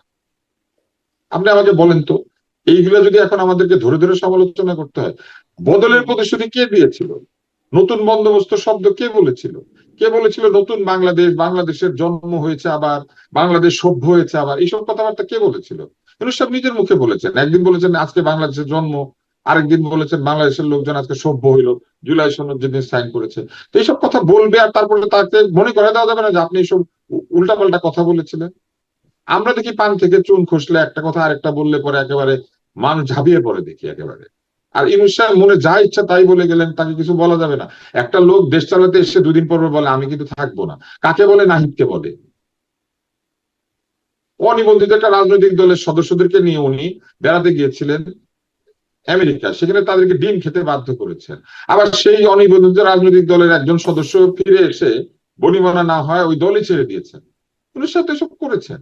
ওনার প্রেস সচিব একটা দল তৈরি হওয়ার আগে বলে দিয়েছেন ভবিষ্যতে প্রধানমন্ত্রী নাকি ওই দলের সভাপতি হচ্ছেন। এগুলো কি ছিল? খুবই বিরক্ত হয় আজকাল, আমি বিরক্ত হয়ে যাই আসলে কথাবার্তা বলতে গেলে। এইগুলা যদি বারবার মনে করিয়ে দিতে, আর একই কথা বারবার বলতে হয়। টিকা সংগ্রহের ব্যর্থতা, না কোনো অসুবিধা নাই, ওনারা ব্যর্থ হইতেই পারে। ওনারা যে দেশের আইন শৃঙ্খলাকে মবের শাসনে পরিণত করেছিল, হইতেই পারে। মানুষ ভাত খাবে, ভাত খাওয়ার পর পিটায় মারা হবে, হইতেই পারে। মানুষের গায়ে জীবন্ত মানুষের শরীরে অগ্নি সংযোগ করা হবে দীপদাসের গায়ে, হ্যাঁ হতেই পারে, তাই না?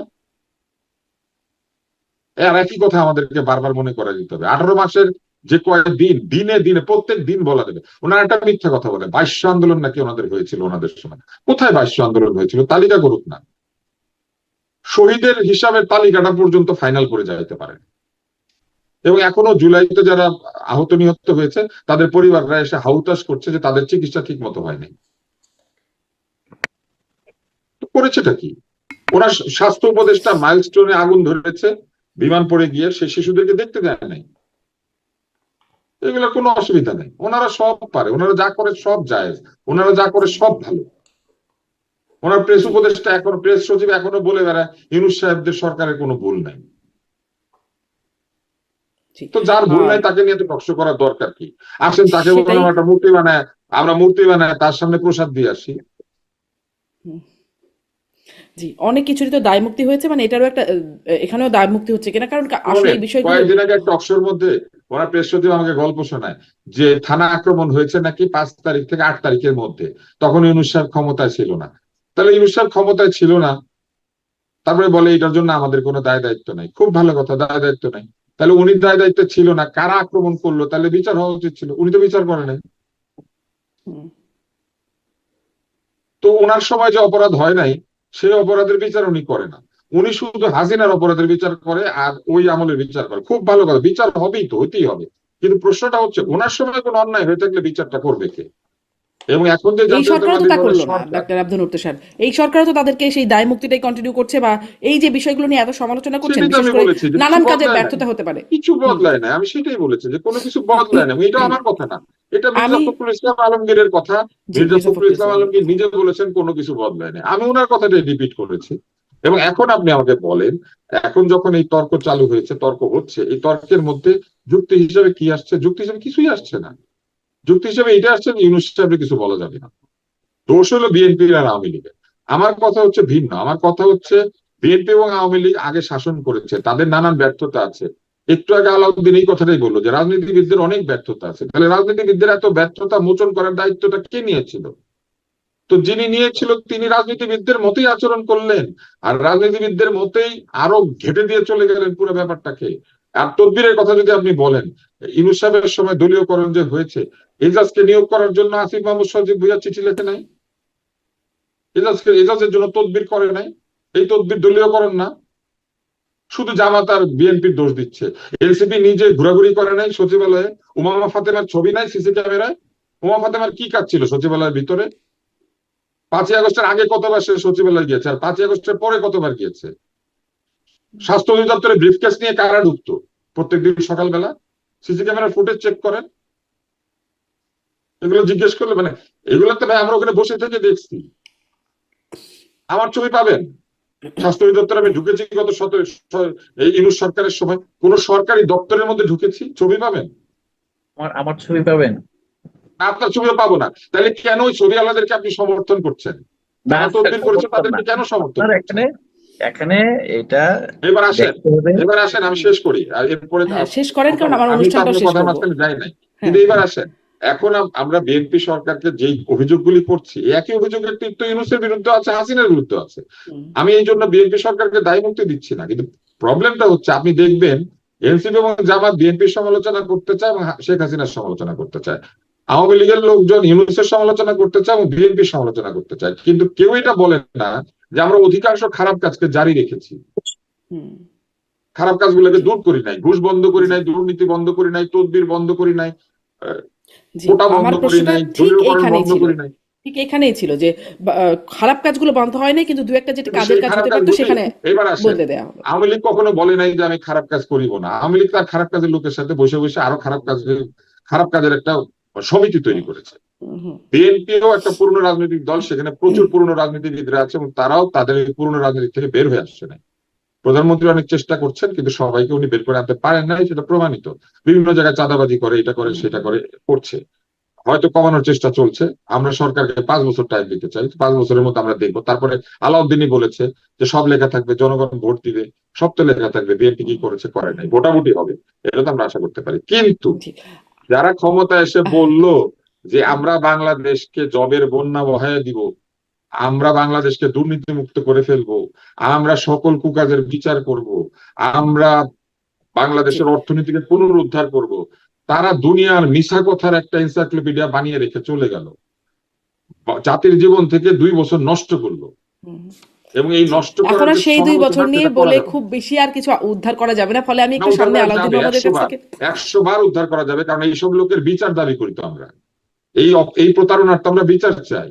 এই কার জুলাই কাছে চান? আন্দোলনের সঙ্গে এটা প্রতারণা হয় নাই, কার জুলাইয়ের কাছে চান শহীদদের বিচার? সাথে এটা প্রতারণা হয় নাই। আপনি জুলাইয়ের শহীদদের স্মরণে কতগুলা ভুয়া কবর বানালেন জাদুঘরের মধ্যে, কিন্তু এই জুলাই শহীদদের কবর কোথায় কোথায় আছে এটা তালিকাটা দেন না। সেই বিচার কার কাছে তালিকাটা চান করেছেন? ডাক্তার আব্দুল তুষার? সেই কবরগুলি বাধাই করেছেন নাকি সেখানে একটা ফুল গাছ লাগিয়েছেন? জুলাই শহীদের কবরে গিয়ে তো একটা ফুল গাছ লাগান নাই, একদিন আগরবাতি বিচার কার জ্বালান নাই। কাছে চান? তো জুলাই বিক্রি করলো কারা? জুলাইয়ের চেতনা বেচে কারা? এই জাদুঘরটার মতো অর্ধেক জিনিস হচ্ছে ভুয়া। এই ভুয়া জিনিস দিয়ে জাদুঘর বানানো হচ্ছে। যে সত্যিকারের জুলাই শহীদদের কবর যেখানে যেখানে আছে সেগুলো চিহ্নিত করেন না, জি, সেখানে গিয়ে মানুষ ধন্যবাদ ডাক্তার মানুষ আব্দুল তুষার। দেখে। একদম আমার সময় শেষ হয়ে অনেক দূর এগিয়ে গেছে, অনেক ধন্যবাদ আপনাকে আলাউদ্দিন মাহমুদ। একদম আপনার সাথে একদম শেষ মুহূর্তে এই প্রশ্নটা করি যে আপনারা বলছেন একটু ভিন্ন বিষয় প্রশ্নটা, যে তারেক রহমান মানে শেখ হাসিনাকে প্রত্যর্পণের আগে তারেক রহমানের মাননীয় প্রধানমন্ত্রীর ভারত সফর করা যাবে না, এই কথাটি আজকে নাহিদ ইসলামের মুখ থেকে শুনছিলাম। আহ, মানে শেখ হাসিনার প্রত্যর্পণের সাথে এই বিষয়টি এভাবে জড়িত কেন? এটাই তো আমাদের কথা। শেখ হাসিনার প্রত্যর্পণের সাথে আপনার বাংলাদেশের দ্বিপাক্ষিক সম্পর্ক কেন যুক্ত হবে? শেখ হাসিনার প্রত্যর্পণ তো আগে, দ্বিপাক্ষিক সম্পর্কে ঘটিত হতে পারবো না। আমি শেখ হাসিনাকে রাখবো, অস্থিতিশীল করবো, উস্কানি দিব, এবং আমি এটা কমাবো, তুমি এসে সফর করে যাও, এটা তো হতে পারে না। এটা খুব স্বাভাবিক। ধরুন শেখ হাসিনা, আওয়ামী লীগ, তারপর বাংলাদেশের রাজনীতিতে ইন্টারফারেন্স, এটা তো দ্বিপাক্ষিক সম্পর্কের কোনো ভিত্তি না, এলিমেন্ট না। আমাদেরকে এটাকে দেশে এক একমাত্র পাশে রেখে সমস্যা শেখ কিভাবে হাসিনাই? দ্বিপাক্ষিক সম্পর্ক করবেন? না, মানে শেখ আমি বলছি হাসিনাকে ফেরত একমাত্র দেওয়া, সমস্যা কি? হুম। শেখ হাসিনাকে ফেরত দেওয়া হলো যে ইন্ডিয়ার পক্ষ থেকে বাংলাদেশের সাথে সম্পর্ক পুনর্নির্মাণ করা একটা বিশেষ বার্তা, একটা জেস্টার। এই জেস্টারটা তো বাংলাদেশ পেতে পারি, এটা না যদি সেই পেলে আপনি চেষ্টাটা না দেখায়, মানে এটা তো আসলে আমাদের উপর নির্ভরশীল না ভারতের উপর, এই চেষ্টাটা যদি না দেখায় ভারত, তাহলে কি আমরা আমাদের অন্যান্য স্বার্থের জায়গাগুলোতে আগাতে পারবো না? গঙ্গা চুক্তির অন্যান্য মেয়াদ শেষ হতে স্বার্থের যাচ্ছে জায়গায় এই আগাবে, বছর ডিসেম্বরে, অন্যান্য হবে না? স্বার্থের জায়গায় আগাবে, বাট আপনি একটা বিষয়, দ্বিপাক্ষিক সফর হলো একটা বন্ধুত্বপূর্ণ সফর। যে কোনো দেশেই, বা আমেরিকার সাথে আমাদের সম্পর্ক আছে, কিন্তু আমেরিকার প্রেসিডেন্ট তো আমাদেরকে গত ট্রাম্প ইয়ার পরে, ক্লিন্টনের পরে আমাদেরকে সফর করে নাই। সম্পর্ক তো নাইতে হয়ে যায় নাই, উষ্ণ সম্পর্ক। সফরটা হলো যে সম্পর্ক উষ্ণতা নির্ধারণ করে। কারণ আমাকে কেনই সম্পর্ক উষ্ণ করতে হবে যখন ওরা আমাকে প্রতিনিয়ত অস্থিতিশীল করার চেষ্টা করছে? আমার দাগী অপরাধীকে তারা আশ্রয় দিয়ে সেখান থেকে সংবাদ সম্মেলন করে দেশের ভিতরে কাওয়াস সৃষ্টি করছে, এটা খুব স্বাভাবিক না? আমি সম্পর্ক তুষার শীতলতর ভাইয়ের করে কি অনেক আমরা কথা আমাদের জবাব স্বার্থ দিব না, উদ্ধার কারণ করতে পারবো? মিথ্যাচারের কোনো জবাব হয় না। তুষার ভাই যেটা বলছেন, জাদুঘর থেকে শুরু করে, কবর থেকে শুরু করে, স্থানীয় সরকার মন্ত্রণালয় চেষ্টা করেছে অনেকেরই কবর বাধাই করে দেওয়ার, বেশিরভাগ আপনার। এবং যদি মনে হয় তারও পাশাপাশি যেই ব্যক্তিবর্গের কথা বলছেন, কারোর বিরুদ্ধে সুস্পষ্ট অভিযোগ থাকলে বিচারের দাবি জানানো উচিত। হুম। যদি যেমন আমি বললাম না, যে আমি তো খুব ফ্রেন্ডলি বললাম যে ভাই আমার তো ছবি নেই, এরকম অনেকেরই ছবি নেই, বাট রাজনীতি করছে। কিন্তু আপনি যে যখন একটা গোষ্ঠীকে আপনি দায়বদ্ধ করেন, তখন তো আপনি আমাকেও আপনি সামহাও ওই গোষ্ঠীর মধ্যে ফেলে দিলেন, এটা তো হয় না আসলে। আমরা যখন আপনি বলছি যদি তাকে ডিজোন না রিকনসিলিয়েশনের করেন কথা, তো আপনাকেও তো টানবে, মানে আপনার দলের বাকিদেরকে যদি ডিজোন না করেন তাহলে আপনাকেও তো তার মধ্যে আমি টানবে ডিজাইন দলগত। করবো কিভাবে? আপনার রাষ্ট্রের, আপনার এখানে এজেন্সি আছে, এখানে আপনার বিচার আছে, আপনি বিচার আওতায় আনবেন না? ধরেন আপনি কোন নেতৃত্ব, যেমন আপনি যেটা বললেন এজাজ সাহেবের কথা, অধ্যাদেশ করা হয়েছে, অধ্যাদেশ করার পর এজাজ সাহেবকে নিয়োগ দেওয়া হয়েছে, সেই অধ্যাদেশের পরে এজাজ সাহেবকে নিয়োগ দেওয়ার পর বিএনপি বলেছে আর কোনো নিয়োগ দেওয়া যাবে না। অন্তর্বর্তী সরকার আর কোনো প্রশাসক নিয়োগ দেয় নাই, কিন্তু সেই অধ্যাদেশের বলে বিএনপি আসার পর প্রথম কাজ করেছে, সব নিয়োগ দিয়ে দিয়েছে। বিষয়টা হলো অন্তর্বর্তীকালীন সরকার যদি ডিসাইসিভ হতে পারতো তাহলে হয়তো অনেক কিছু করা যেত। আমি দেখছি অন্তর্বর্তীকালীন সরকার না ঘরকা না ঘাটকা রাজনীতিবিদদের মন মানে কথাও রাখতেছে, আবার নিজের মতো কাজ করতেছে, একটা দোলাচলে পড়ে দেখা যায় সে তার পারফরমেন্স অনেক ক্ষতি করেছে। কিন্তু যে বিষয়গুলো যেমন তুষার ভাই আসলে জবাব, প্রতিটা কথার জবাব দেওয়া যায়, কিন্তু প্রতিটা যেমন তুষার ভাই আরেক জায়গায় গিয়ে বলতেছে যে আসিফ মাহমুদের বন্দুকটা কই গেল, আপনি এবং উনি যেটা বলতেছে ট্যাক্স না দিলে আসলে বন্দুক রাখা যায় না, পিস্তল রাখা যায় না, কে বলছে? আপনার বিশেষ গুরুত্বপূর্ণ ব্যবস্থায় যে কোনো আপনার বিশেষ নাগরিকের নিরাপত্তার জন্য রাখা যায়। রাজনীতিবিদরা সবাইকে 3 বছর ট্যাক্স দেয়। আমি এক সময় ব্যবসা করতাম, এখনো ব্যবসা করি, আমার এক সময় ছিল নিরাপত্তার জন্য পিস্তল। পরপর 3 বছর আপনার একটা লিমিটেড কোম্পানির প্রফিট করতে হবে, কিন্তু আপনি যখন অডিটে কিন্তু কখনোই কোনো বড় বড় কোম্পানির বেশিরভাগ প্রফিট দেখায় না। খুবই আপনার অনেক জি জটিল বিষয় আছে, কিন্তু জি বিশেষ আলাউদ্দিন গ্রাউন্ডে তো মোহাম্মদ, আপনার নিরাপত্তা সকল থাকতে বিষয়ের পারে। উত্তর এই অনুষ্ঠানেই দিয়ে যাওয়া না, সম্ভব আমি হবে না, উত্তর মানে দিচ্ছি না, বাট বিষয়টা হলো যে এই যে আপনার সিনিয়র মানুষ, আমার বড় ভাই, সম্মানিত ভাই, এইভাবে মিথ্যাচার করলে, এইভাবে যদি আপনি সব তথ্যকে ডিস্টর্ট করেন, আপনি বলেন জুলাই জাদুঘরের অর্ধেক ভুয়া, আপনি বলেন কোন জায়গাটা হুম, ভুয়া, বলেন আপনার প্রতীকী মানে কবরস্থান কবরগুলোর করতে এটা কথা তিনি ভুয়া? মানে বিশেষ না করে না, বলছিলেন। আপনার ডাক্তার দেখেন আব্দুল লতিফ স্যার আপনাকে সিম্বলিক, দেখতে পাচ্ছি না। সিম্বলিক কোনো কিছু ভুয়া বলতে পারবেন? পৃথিবীর আপনার সব স্কাল্পচার সিম্বলিক, পৃথিবীর সব জাদুঘর কিউরেশন বেশিরভাগ হলো সিম্বলিক, আপনি ভুয়াটা বলছেন কোন জায়গায়? আপনার এই যে আপনার কোশ্চেন করা, আপনার এগুলোর ভিতরে তো আপনার অনেকগুলো জায়গায় আপনার ব্যাক এন্ডের যে ইনফরমেশন আছে সেগুলোর মোটিভ তো ভালো না। আপনি জুলাই জাদুঘর প্রথম বলতেছেন এত বড় জায়গা নেই, কেন জাদুঘর করছে? হুম, হুম। আরে ভাই, আজ জাদুঘর হবে, জাদুঘর আজকের হবে, মতো আপনি শেষ বড় করতে জায়গায় হবে। এখন বলতেছেন অর্ধেক ভুয়া, আপনি প্রমাণ করেন অর্ধেক ভুয়া। আমি অনেয়ারে বলবো জুলাই জাদুঘরকে আপনি প্রমাণ করেন ভুয়া অর্ধেক, এবং আমি বলবো তারেক রহমান সরকারকে বলবো এটা ইনভেস্টিগেট করেন। যদি ভুয়া হয়, কোনো ভুয়া জিনিসের আসলে এইভাবে আপনার প্রদর্শনী চলতে পারে না।